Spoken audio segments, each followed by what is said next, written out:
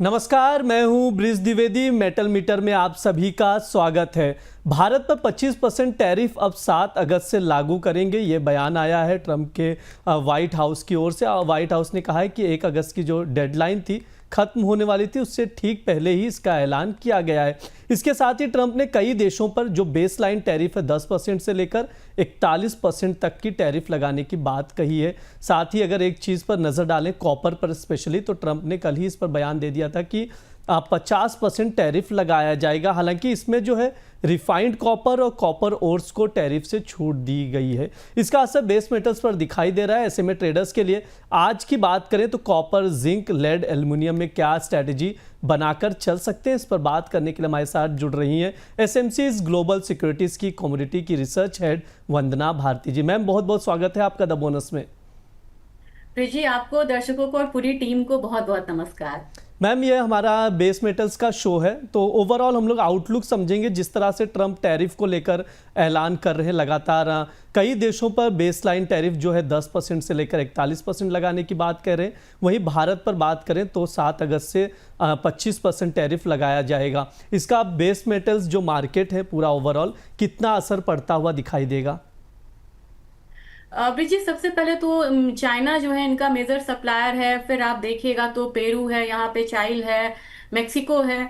तो मेक्सिको पे तो उन्होंने लगा दिया, चाइना पे उन्होंने 90 डेज के एक्सटेंशन की यहाँ पे बात करी है। तो चीजें बहुत ज्यादा क्लियर नहीं है और ओवरऑल जो सप्लाई है वो इनका यूएस में जा रहा है, लेकिन हायर प्राइस पे जा रहा है। ये हर्ट कर रहे हैं अपने भी इकोनॉमी को, क्योंकि अगर देखें तो जिस तरीके से मार्केट यहाँ पे नर्वस हो रही थी कि प्राइसेस जो टैरिफ है वो हायर साइड लग सकता है, इससे इतना ज्यादा कॉपर इन्होंने यूएस में इंपोर्ट हुआ है कि आज कॉमिक्स की जो इन्वेंट्री है वो 26 साल के हायर साइड पे है। अब यहाँ पे ये भी बात हो रही है कि कॉपर जो है अब यूएस से री एक्सपोर्ट हो सकता है, क्योंकि वहां पे बहुत ज्यादा सरप्लस हो गया है। लोगों ने तैयारी करी और उन्होंने लगातार यहाँ पे कॉपर को इंपोर्ट करा। इसकी वजह से क्या हो रहा है कि जो मूल जो हमारा जो डिमांड सप्लाई सिनेरियो था उसमें बहुत ज्यादा यहाँ पे छेड़छाड़ हुई और नर्वसनेस की वजह से बहुत ज्यादा शिपमेंट्स यहाँ पे हुए हैं। तो कॉपर में जहाँ शॉर्ट स्क्वीज की बात हो रही थी, वहीं पे हम लोगों ने देखा है कि एक दिन इन्होंने कहा कि हमने यहाँ पे जो रिफाइंड कॉपर है उसको भी हमने इस दायरे में नहीं रखा, और यूएस इंपोर्ट करता है रिफाइंड कॉपर को। तो एक दिन में हम लोगों ने 19% का फॉल आता हुआ देखा, जो कॉपर के इतिहास में सबसे बड़ा इंट्राडे का फॉल था। अब क्या हुआ कि एलएमई और कॉमिक्स का जो प्रीमियम था, जो आर्बिट्राज था, वो बिल्कुल यहाँ पे डाउन होके नॉर्मल हो गया। तो मेरे ख्याल से इसका जो असर है वो आने वाले समय में भी दिखेगा कॉपर पे। कॉपर के प्राइसेस अब यहाँ पे बहुत ज्यादा मूव नहीं करेंगे, लेकिन कॉपर ऐसी कमोडिटी है ब्रिजी जिसमें कि फंडामेंटली भी देखा जाए तो थोड़ा सप्लाई साइड का टाइटनेस जो है वो बना हुआ है। और ये ऐसी कमोडिटी है जो कि एआई में यूज हो रही है, ईवीज में यूज हो रही है। तो आप यहाँ पे ये कह सकते हैं कि कॉपर और सिल्वर का सब्सटीट्यूट मिलना काफी ज्यादा मुश्किल है। तो डिमांड में तो ये बनी रहेगी बहुत ज्यादा। मैं यहाँ से शार्प फॉल यहाँ पे नहीं महसूस कर रही हूँ, लेकिन मुझे लग रहा है कि 855 अपना नीचे वाला जोन रहेगा एमसीएक्स पे। ऊपर में मुझे लग रहा है कि 885 तक यहाँ पे for the timing short term के लिए यहाँ पे ट्रेड होगा। तो मोटा मोटी मान ले कि 900 से 850 का लेवल यहाँ पे कॉपर ट्रेड हो सकता है। अगर आज के दिन की आप ब्रिजी बात करेंगे तो मुझे लग रहा है कि मार्केट बड़ी वॉलाटाइल यहाँ पे हो रही है। थोड़ा सा करेक्शन ही अगर यहाँ पे होता है तो, हालांकि मार्केट स्टेबल नहीं है, 877 से नीचे आए तो ही सेलिंग करनी चाहिए। जो टारगेट रहेगा वो करीब करीब यहाँ पे 872 का होना चाहिए। स्टॉप लॉस लगाना होगा 880 का। मुझे लग रहा है कि कॉपर में अभी इग्नोर भी कर सकते हैं, लेकिन ओवरऑल ये पैक अभी ऐसा है कि बहुत ज्यादा डाउनसाइड नहीं दिखाएगा, जबकि टैरिफ की बात यहाँ पे नहीं लागू हुई है दो कैटेगरी पे।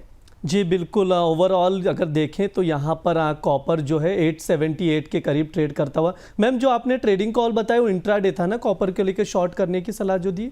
जी, वो इंट्राडे है, 1 से 2 दिन मतलब काफी है, मतलब उस लेवल के जी लिए। बिल्कुल, कॉपर में 1 से 2 दिन के लिए शॉर्ट देखे तो शॉर्ट करना है यहाँ पर, लेकिन उसके प्राइजेस में बहुत ज़्यादा कॉपर में मूवमेंट्स दिखाई नहीं देगा। वहीं अगर जिंक देखे 264 के करीब ट्रेड कर रहा है, लेड 179, एल्युमिनियम 250। मैम, जिंक कैसा लग रहा है? क्या यहाँ पर कोई ट्रेडिंग कॉल बन रहा है क्या? जी ब्रिजी, मुझे लग रहा है कि जिंक अगर आप देखेंगे ना, ओवरऑल यहाँ पे शुरुआत हुई थी, अगर हम बात करें 2025 की, तो 285 की ये कमोडिटी थी। इसने डाउनसाइड आता हुआ देखा 240 का। यहाँ पे जिंक पे सरप्लस है 2025 में। तो ये अपने बेसिक मतलब डिमांड सप्लाई पे ही चलेगी ये कमोडिटी।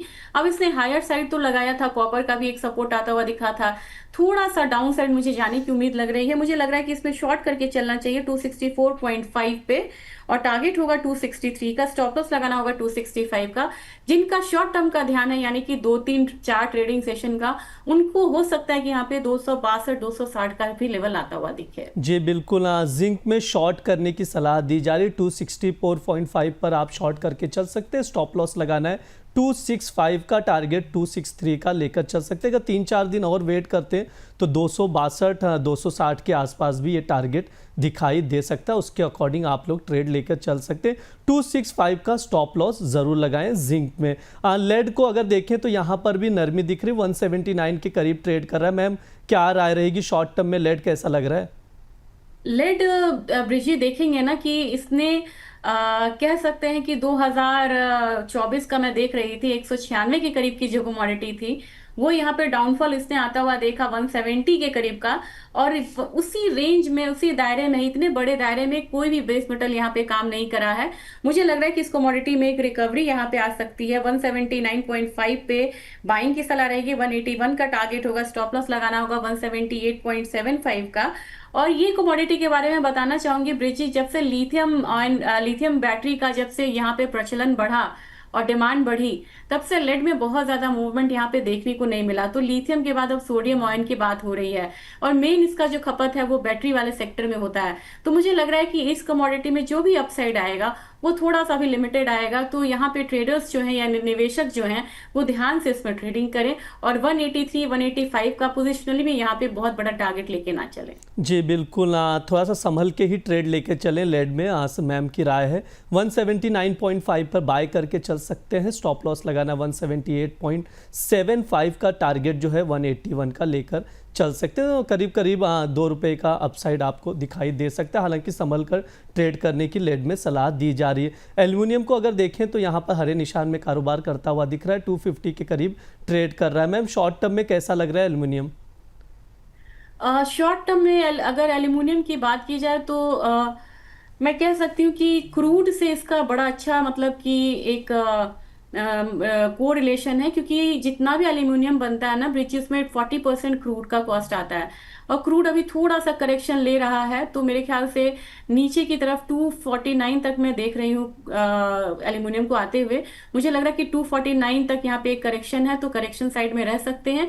लेकिन जिनका ध्यान है कि शॉर्ट टर्म में मुझे ट्रेड लेना है, 249 का वेट करिए, वहां पे एक कमोडिटी आती है तो बाइंग कर सकते हैं। 253 का टारगेट रख के स्टॉप लॉस लगाना होगा 247 का। जी बिल्कुल, एल्युमिनियम में बाय की सलाह दी रही है। हालांकि यहाँ पर जो सलाह दी जा रही है, बाय ऑन डिप की सलाह दी जा रही है। 249 के करीब बाय करके चल सकते हैं, 253 का टारगेट लेकर। ओवरऑल हमने बेस मेटल्स को डिस्कस किया, कॉपर, जिंक, एल्युमिनियम, जिस तरह से मैम ने फैक्टर्स बताए, फंडामेंटल्स बताए, उस पर आप लोग नज़र बनाकर रखिए।